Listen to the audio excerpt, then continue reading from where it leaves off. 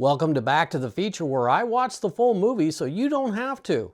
I'm your host, Quinn, and today we're watching Wesley Snipes turn vampires into dust.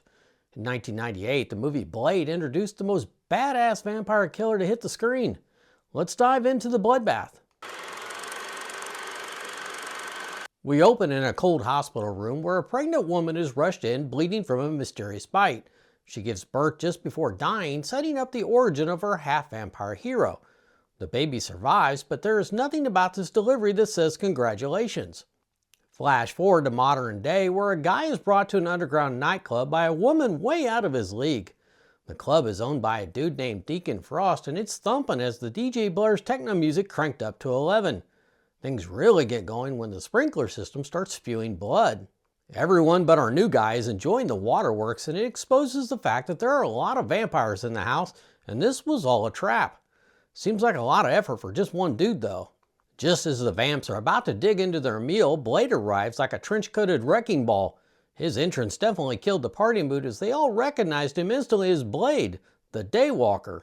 They give him a melodramatic wide berth at first, and then he opens up on them with a shotgun that fires silver, turning his victims to dust.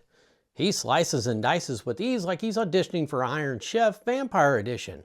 One vamp, a dude named Quinn, orders some minions to take Blade down, but once he takes out his katana sword, they don't stand a chance. They all get dusted, leaving Quinn to face off against Blade on his own. Quinn is a bit different because he's blasted with silver but somehow survives, so Blade decides to try something new. He sets him on fire and leaves as the police show up.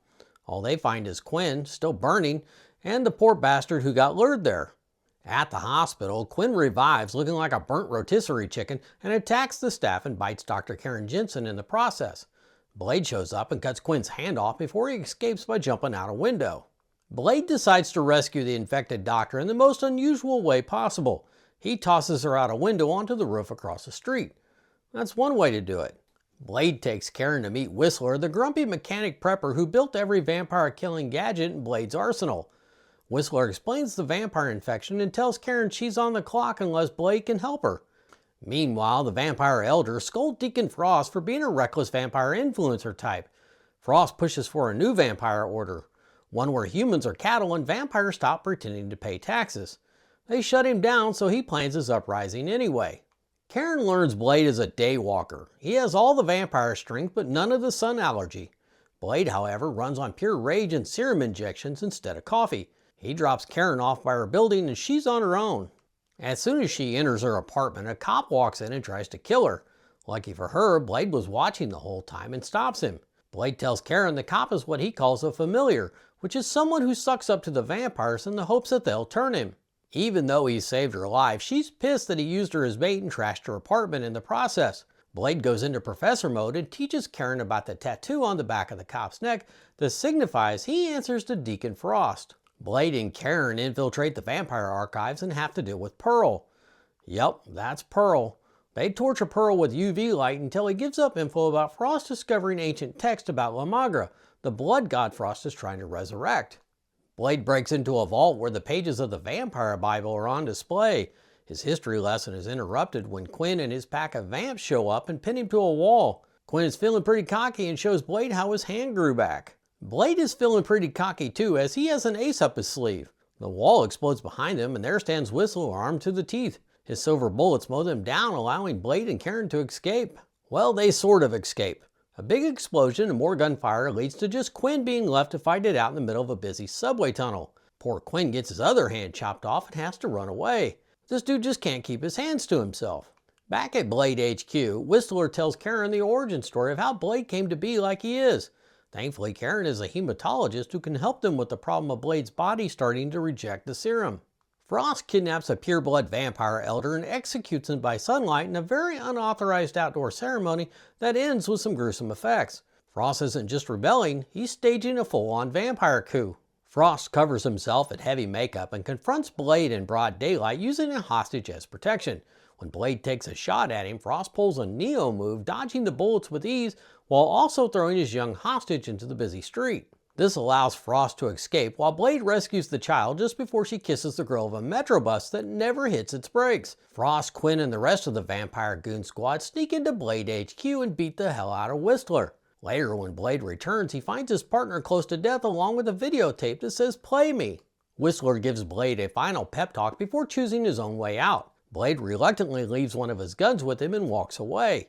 It's the emotional gut punch of the movie, and Blade's rage meter maxes out. He watches the tape, which is basically just Frost showing off Karen as his hostage and calling Blade out. It worked too, because Blade loads up on silver weapons, more serum, and heads out on his motorcycle. Blade breaks into Frost's lair, where he takes out the first round of guards with guns. He then confronts the next level with something a bit different. He injects them with an anticoagulant that has them bursting with flavor. Frost pulls the ultimate chess move though when Blade finds his mother is still alive. The day she died, Frost bit her and brought her back. Standing in front of her freezes Blade in his tracks just long enough for Frost to come in and subdue him. Blade and Karen are transported to an underground temple where Frost explains to them how their little ritual is going to conjure the blood godless Magra. He then takes Blade's vials of serum and tosses them down into the chamber. Quinn is just stoked to have both hands intact again, and without his serum, Blade is running on empty and it's showing. Karen gets tossed down into a cellar area where she's not alone. Her ex-boyfriend and co-worker Curtis is down there with her. He was attacked by Quinn when she was, and he looks like shit. He attacks her, but she gives him a quick beatdown and escapes. Meanwhile, Blade is taken to a room with what could be considered a modern-day Iron Maiden, and his mother is the one to seal him inside it. Once he's locked in, Blade's cut into his wrist, causing his blood to drain out the bottom of the contraption.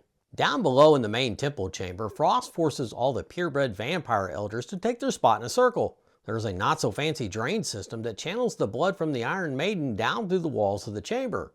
Karen finds her way to the upper chamber where Blade is held and figures out how to free him. He's low on serum and low on blood, so he's down for the count. So she helps him the only way she knows how. She offers her own blood to refuel him.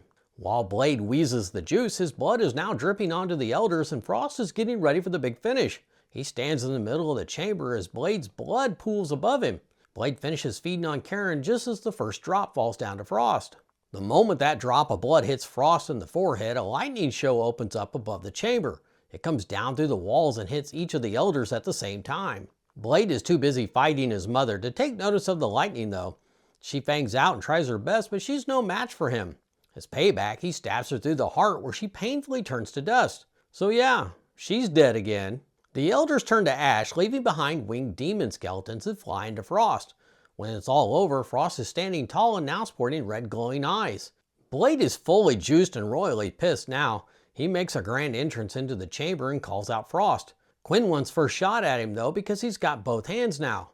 The fight ended before it even started because Blade quickly takes his head. Blade then goes into full Mortal Kombat mode through the remaining army of minions. He uses every limb as a weapon in a greatest hits album of vampire destruction. He even stops to teach one fellow how to properly do a roundhouse kick. Having finally retrieved his blade, it's time to go one-on-one with Frost. It's a pretty evenly matched fight as they're both skilled with the sword. Blade finally does his signature move and cuts his hand off and then slices Frost in two. For a moment, he thinks the fight is over, but when he turns around, Frost is standing there fully intact.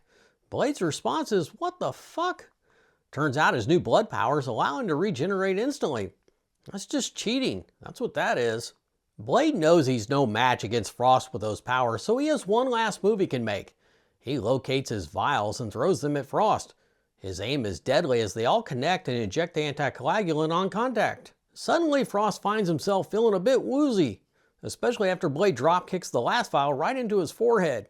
His body starts to inflate in a very gross fashion until he finally explodes like an overfilled water balloon made entirely of blood and poor decisions. Blade wins, the prophecy ends, and humanity is once again safe from becoming a walking all-you-can-eat buffet. Karen offers Blade a cure, but he refuses, choosing to continue his mission. Blade then pops up in Moscow for more vampire trouble. You know, because sequels exist. Blade was a big success and would go on to be the first of a film trilogy. I saw Blade opening night and it did not disappoint at all. And that's our introduction to the Blade character. If you enjoyed this breakdown, hit like, drop your favorite Blade scene in the comments, and subscribe for more cinematic blasts from the past. Thanks for watching, and I'll see you next time on Back to the Feature. Let's all go to the lobby to get ourselves a treat.